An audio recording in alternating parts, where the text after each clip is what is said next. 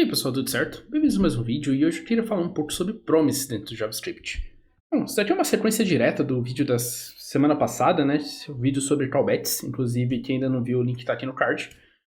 Mas basicamente a promise é um jeito novo que a gente tem, bom, novo entre aspas, né? Ele já é relativamente velho, mas é um jeito que veio para corrigir alguns dos problemas que a gente tinha com callback, né? Então, para quem lembra do vídeo da semana passada, o callback a gente usa principalmente para operações assíncronas, né? Para a gente poder passar uma função que eu quero que o JavaScript execute depois de uma operação que pode demorar algum tempo e ter terminado de executar. Isso gera alguns problemas, né? Uma coisa que a gente chama de callback hell. Inclusive tem aqui o site, né, callbackhell.com, que ele mostra aqui um pouco qual que é esse problema, né? E basicamente o problema é que como eu só tenho acesso ao dado dentro do meu callback, se eu preciso fazer outra operação assíncrona, eu vou precisar colocar isso dentro do meu callback, e daí pegar o resultado dentro e ir alinhando várias funções, né? Então, é basicamente isso que a gente chama de callback hell. Esse exemplo aqui, por sinal, é bem parecido com o que a gente passou no último vídeo, né? Onde eu estou lendo os arquivos de uma pasta, e eu tenho um callback onde eu pego, de fato, os meus arquivos. Se eu tenho arquivos, eu vou fazer um for each, onde, por sua vez, vai ter o seu próprio callback. E para cada arquivo, eu vou ver o tamanho dele, que, por sua vez, vai ter o próprio callback. E para cada um desses tamanhos eu vou pegar a largura e fazer um for each dentro dela que vai ter o próprio callback. E daí com cada um dessas larguras eu vou fazer um resize que daí vai ter o próprio callback, eu vou reescrever ele dentro do arquivo, enfim. A ideia é o seguinte, né? Toda vez que eu quero fazer alguma coisa, eu preciso colocar dentro do callback anterior. Conforme isso vai crescendo, conforme eu vou fazer operações mais complexas, vai ficando muito difícil de entender de fato o que está acontecendo, né? Você vai ficar bem confuso. E não precisa ser uma coisa muito absurda, né, pra gente já ter esse tipo de problema. Então, se eu estou, por exemplo, buscando dados, né, daí eu busco todos os meus usuários.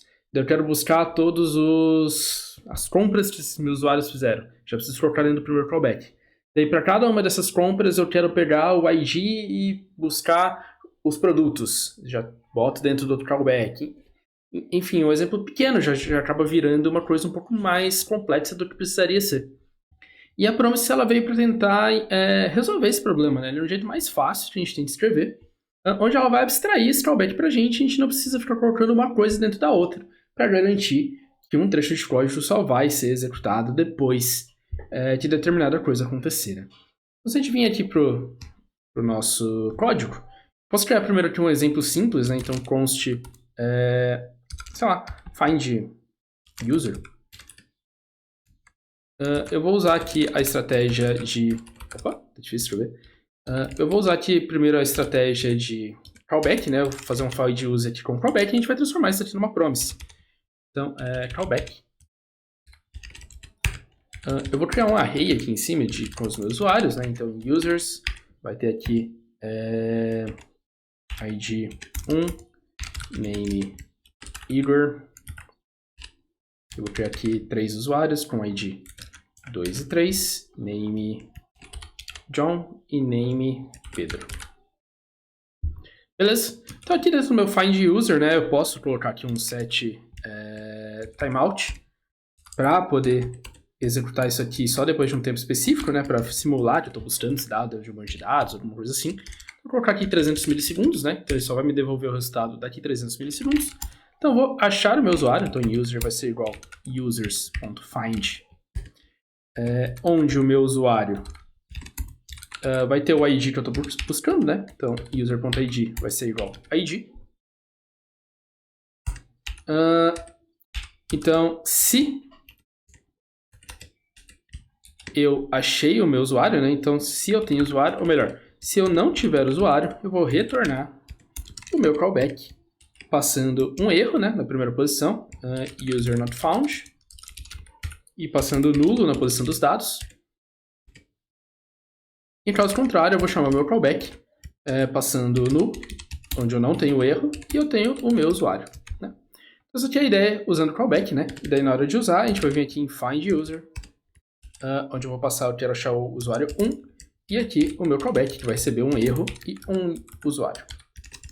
Então, if error, eu posso colocar aqui um return console.log, por exemplo.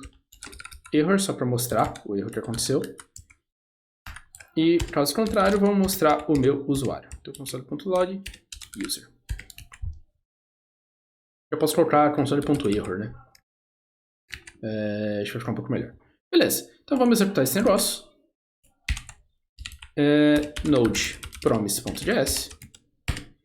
Beleza, ele achou aqui para mim, usuário 1, nome Igor. Se eu passar aqui que eu quero achar o usuário 10, ele vai me devolver user not found, né? Perfeito. Então, com isso aqui eu já tenho a minha função de buscar o usuário, só que ela está usando um callback.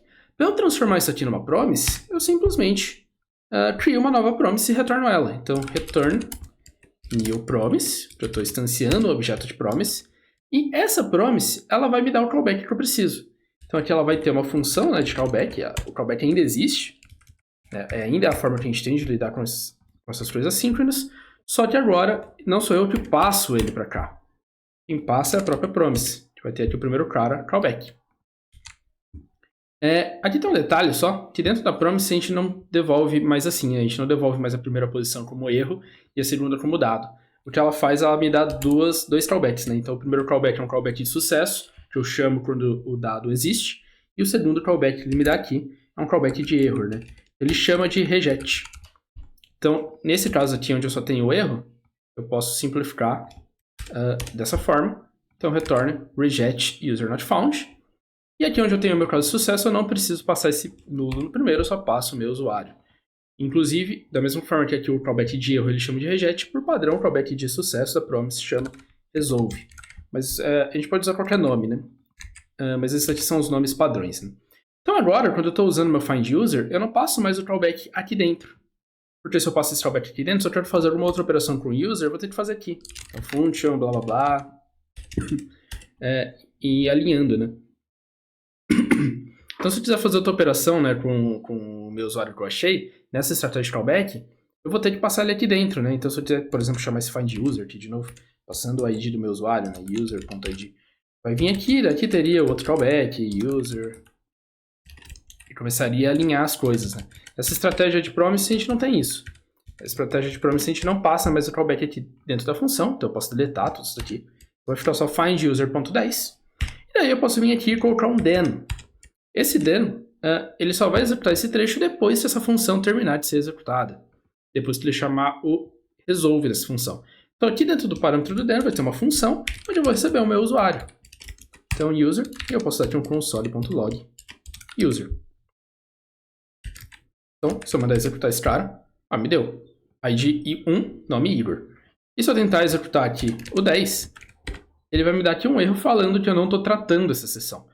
Porque agora dentro da promise eu tenho um jeito específico de tratar, não preciso fazer um if, error ou qualquer coisa. Ele está aqui um ponto catch. Que um ponto catch ele vai me dar exatamente o erro que ele disparar dentro do reject. Nesse caso é uma string user not found. Então eu posso vir aqui e simplesmente colocar um console.error, por exemplo. E eu vou colocar aqui um texto error, 2 pontos, error. Se eu mandar executar agora, me deu um erro, user not found. E se eu passar aqui o 1, ele me dá um erro agora, ou melhor, ele não me dá um erro, né? Ele me dá o ID1, nome Igor. Então, na promise eu consigo usar o ponto .then e o ponto .catch para disparar a próxima ação, né? O ponto .then ele só vai ser executado depois que o find user terminar de ser executado com sucesso. E se eu quero alinhar mais uma coisa, eu posso, por exemplo, retornar aqui um novo find user, né? Ou qualquer outra operação que me devolva uma promise. Então aqui eu vou devolver o find user 2, por exemplo. Eu posso vir aqui e dar um ponto .then, user de novo, console.log, user. Então agora, ele me printou o usuário 1 e o usuário 2. E eu não precisei, né, passar aqui o callback aqui dentro e começar a alinhar e tirar esse código de perto da margem, né. Com a promise eu posso simplesmente colocar um ponto .then aqui. Se eu quiser fazer um find user de novo, depois que ele executou esse outro find user, eu posso vir aqui, dar um find user 3. E vir aqui de baixo e colocar um ponto .then de novo. User. Console.log. User. Então agora ele vai printar o usuário 1, 2 e 3, né? Todos em ordem, né? Ele vai primeiro buscar 1, depois que ele terminou de buscar o 2, ele vai buscar... depois que ele terminou de buscar o 1, aliás, ele vai buscar o 2. Depois que ele terminar de buscar o 2, ele vai buscar o 3.